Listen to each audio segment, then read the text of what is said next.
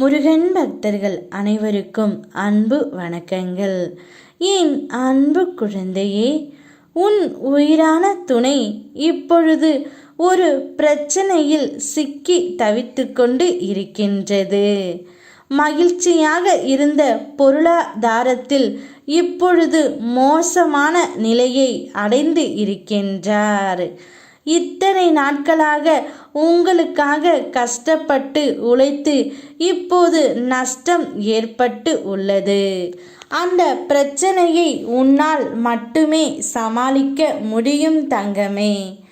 இந்நேரம் அவருக்கு உறுதுணையாக இருந்து அவருடைய பிரச்சனை என்னவென்று முழுவதுமாக அறிந்து கொள் தங்கமே. அப்போதுதான் அவருடைய மனம் சமநிலை அடையும். எனக்காக இவள் இருக்கிறாள் என்ற தைரியம் அவருக்கு வரும். அனைத்து பிரச்சனைகளிலிருந்தும் அவர் வெளியே வந்து விடுவார். அதனால் இப்பொழுது அந்த பிரச்சனையை உன்னால் மட்டுமே தீர்க்க முடியும். அதை தீர்த்து வைத்து விடு தங்கமே. நீ இன்னும் கொஞ்ச நாள் நான் பொறுத்து கொள்கிறேன் என்று என்னிடம் கூறி இருந்தாய் அல்லவா?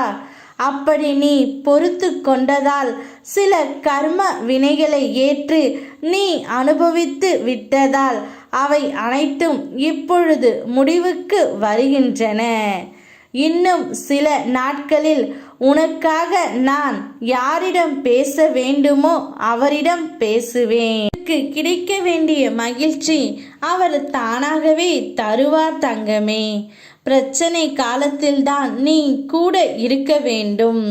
அன்பாகவும் ஆறுதலாகவும் இரு. நல்ல மருந்தாகவும் உன் துணைக்கு நீ இப்பொழுது இருக்க வேண்டும். இதோ கர்ம வினையால் இப்பொழுது பிரச்சனையில் சிக்கி தவிக்கின்றார். இந்த கர்ம வினை தீர சில நாட்கள் இருந்தாலும் என்னுடைய பணி அதன் முன்பே ஆரம்பித்து விடும். நான் உனக்காக அதை செய்ய ஆரம்பித்து விட்டேன். மகிழ்ச்சியாக இரு, சாந்தம் கொள். எதற்கெடுத்தாலும் மனதில் பதட்டத்தை வைத்துக்கொண்டு வாடாதே. பதற்றத்துடன் தேடும்போது எதுவும் கிடைக்காது. நிதானமாய் தேடும்போது எதுவும் சுலபமாக கிடைக்கும். வாழ்க்கையும் அப்படித்தான் தங்கமே. நிதானமாகவே இரு. மனதை அமைதியாக வைத்து கொள்ள பழகு. அமைதியின் போதுதான் வாழ்க்கை தேடலுக்கு விடை தெரியும். என்னை முழுமையாக மனதில் நம்புகிறாய். பின்னர் கொஞ்ச நேரம் கழித்து சந்தேகம் வருகிறது. நடக்குமா என்று நீயோ ஏதோ முயற்சி எடுத்துக்கொண்டு பதட்டத்தோடு ஓடுகின்றாய். என்னிடத்தில் ஒப்படைத்துவிட்டு நிதானமாக உன் துணைக்கு உதவி செய்.